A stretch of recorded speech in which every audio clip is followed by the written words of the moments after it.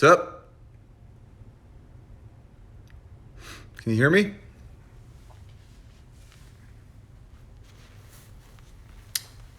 All right. Coming in hot. I forgot my notes. So while I wait for y'all to jump on, I'm going to grab them. And I got them. And I'm here. And I'm here. Hope y'all are doing all right. I'll wait another minute. There was a hello. Cool. Hello, hello. Another hello. Some smiley faces.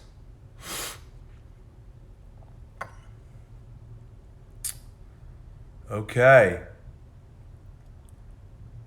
We'll wait another second here. Seems like we got a few more people jumping on.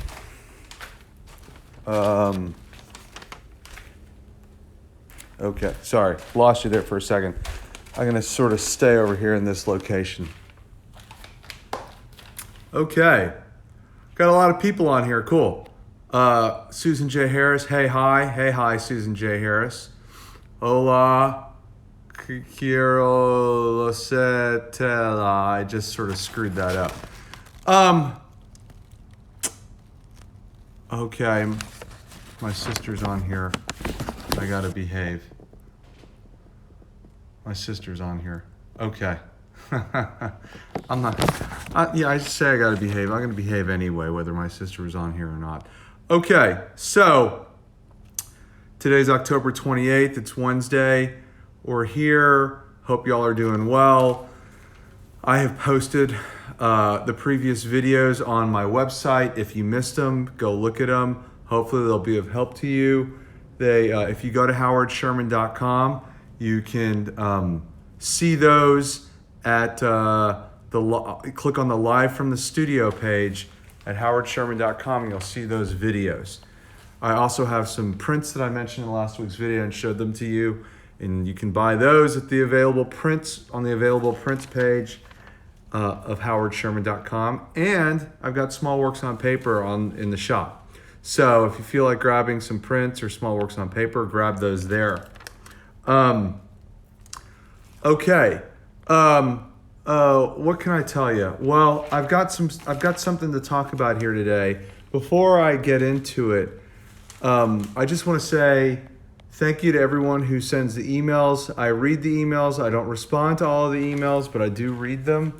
And if I find the questions something that I can use here in the video, I will use them.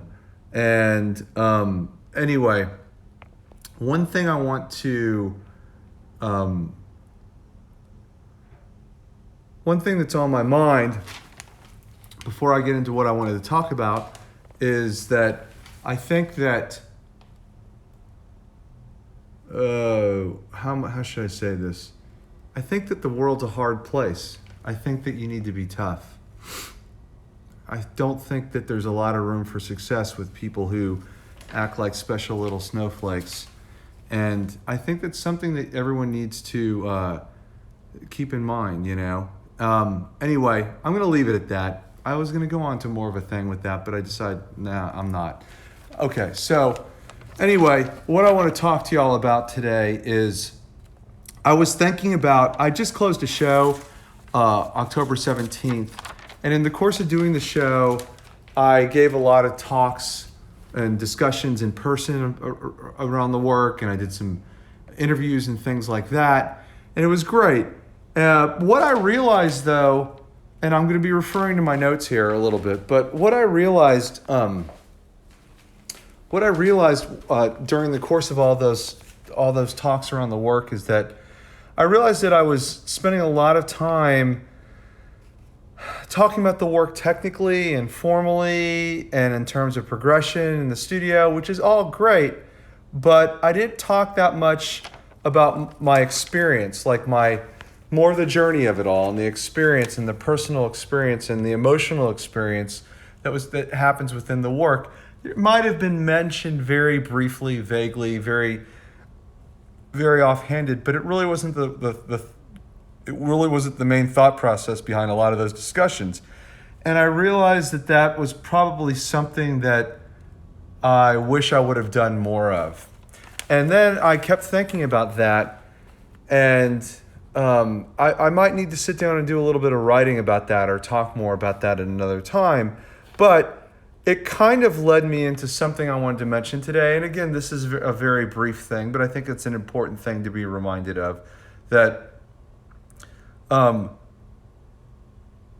your art is it's about doing, and it's about experience, and it's not just about showcasing your technical mastery of something. It's not just about the history of it, whether it's your own personal history or how you incorporate art history into what you're making, which is incredibly important to me, and it should be important to you. It should be very important to you.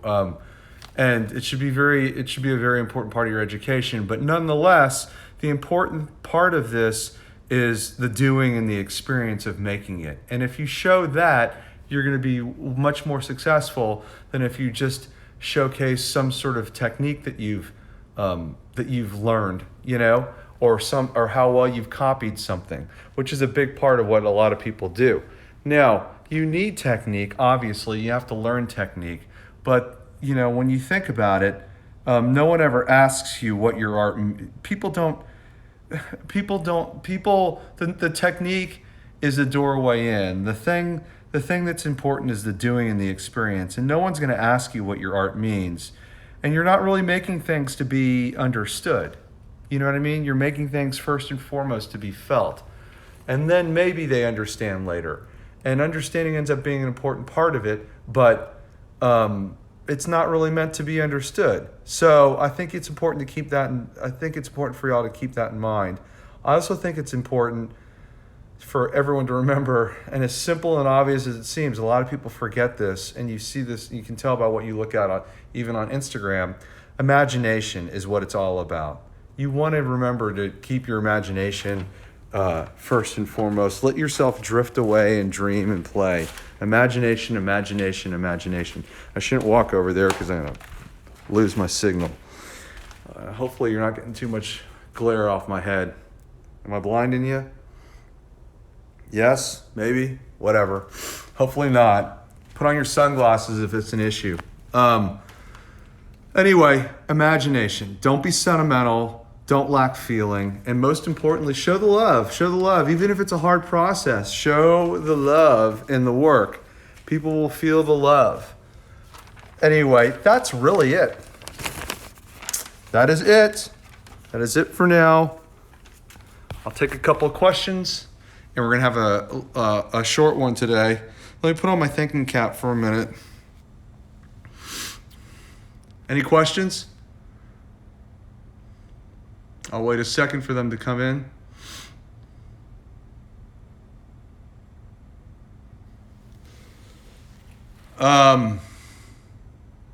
Susan J. Harris, not sure what you mean. Tough love, question mark.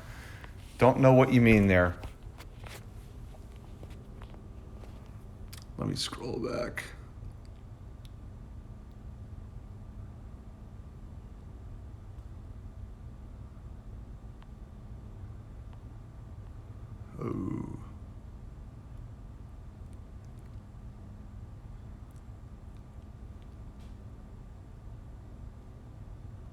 Oh, here's a tough question, really off track, but I'm gonna take it.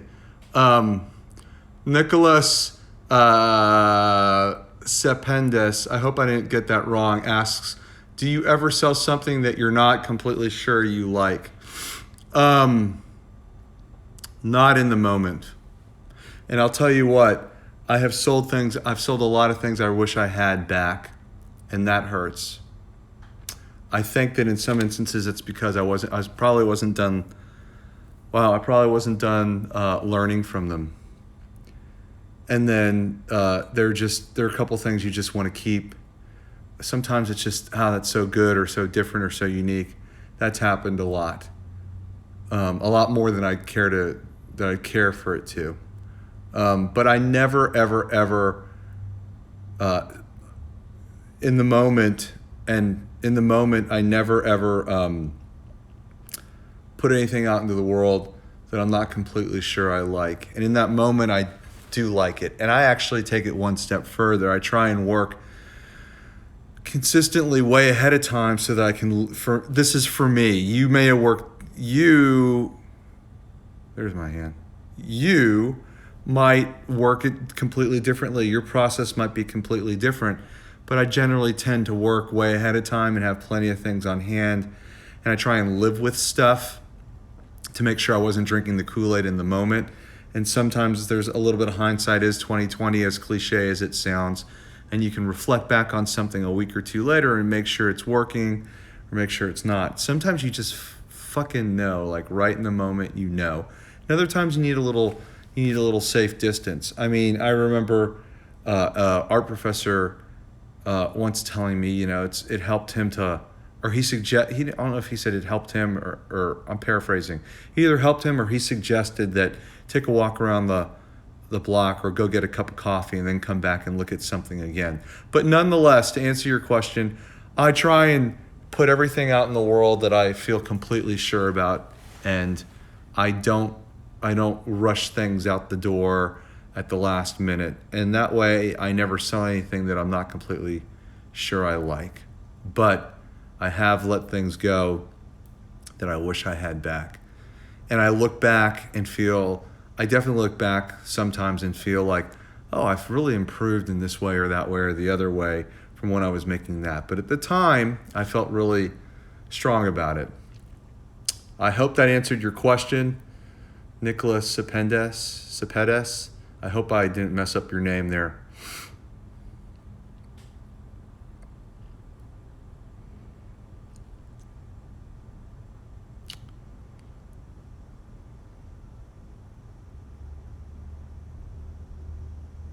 Okay, Susan J. Harris, thank you for elaborating.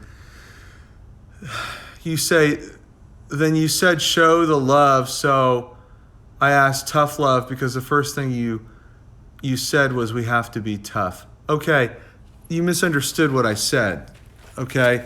What I meant was you have to be tough as you live in the world as a human being. It's tough out there, and you've got to be ready to get in the arena and take some blows and dish them out and understand constructive criticism and know when you need to step up. That has nothing to do that's one way of living. But the other thing I was talking about is in your artwork you need to show, what I said was in your artwork you need to have imagination. I'm going to reread it. I dropped it on the floor. Don't be sentimental, don't lack feeling. In your artwork, the artwork that you're making, show the love and show the feeling. Okay? Two separate things. One is about what you're actually making, and the other one is about how you behave and communicate with other people and handle yourself in the world and be prepared to listen to what people have to say. Separate stuff. Hope that helped.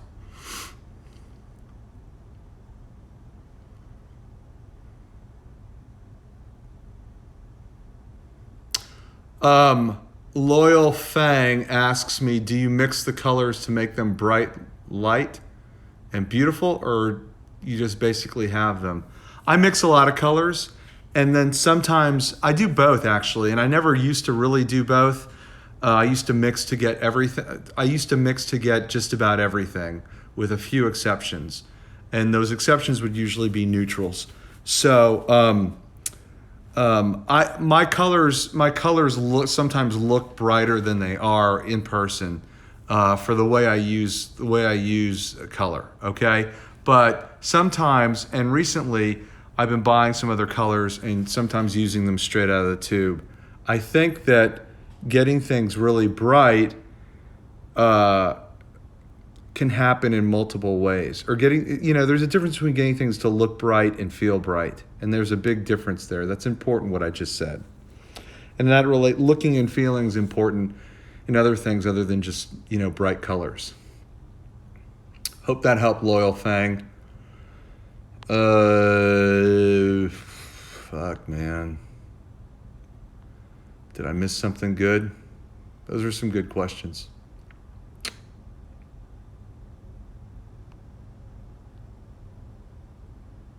Do one more if I can find one.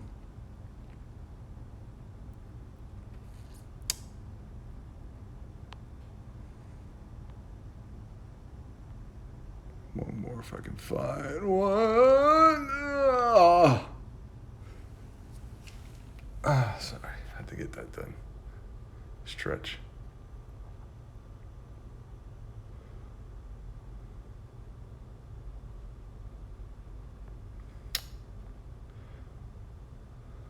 Okay.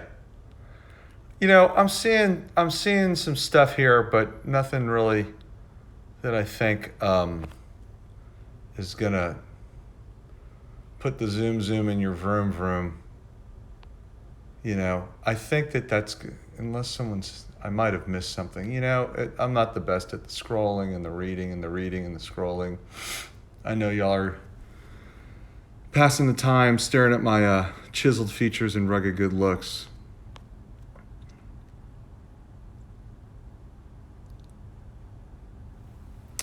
Let me read a couple of these really quick.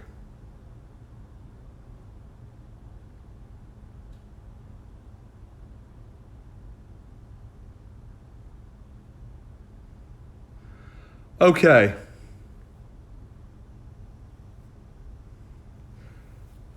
Susan J. Harris, you'll have to email me if you want me to critique your work. I do hourly critiques, and I'll send you a price sheet. And send me an email. Don't slide into the DM, send an email. Okay. I don't really like to talk too much about professional practices on here because much like making your work, it's a very individual thing, but and there are other people on here that have the time and the manpower, and they do a better job of getting into all that than I do. But I'm going to take this question, and because I do think in a way it might be helpful. Herbal_absurdist asks me, how do you originally begin to price your pieces, and how does that differ from how you price them now? I'm having a hard time giving value to my own art.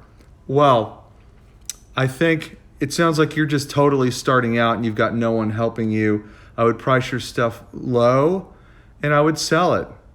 And size, I don't know what you're making. I don't know if you're making paintings or sculpture or video or whatever you're doing, but if you're making paintings, sometimes in my experience with myself as well as many other people being collectors and art galleries, the size somehow generally relates to the price.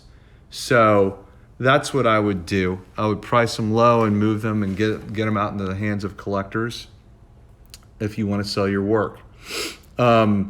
In the beginning for me, which may not be the beginning for you, herbal_absurdist, I had a gallerist help me start my prices, or help me price my work in the beginning being like right out of grad school, although I did sell stuff before then, but not a lot. And then as my accomplishments increased, we raised prices. And I know that some people raise prices every time they have a gallery exhibition. Some people raise prices just because there's just such a high demand for their work. It's a very individual thing, and I can't really say much more than that because these are very general, broad questions. I have no idea what you're making. Anyway, having said that, I hope that helped. Send me some emails with your questions. And I think that's going to be it for today. So I will talk to y'all later. So visit the website if you want to see some other videos that will help you. There's also prints available and small works on paper at howardsherman.com. Okay, thank you. I will talk to y'all later. Bye-bye.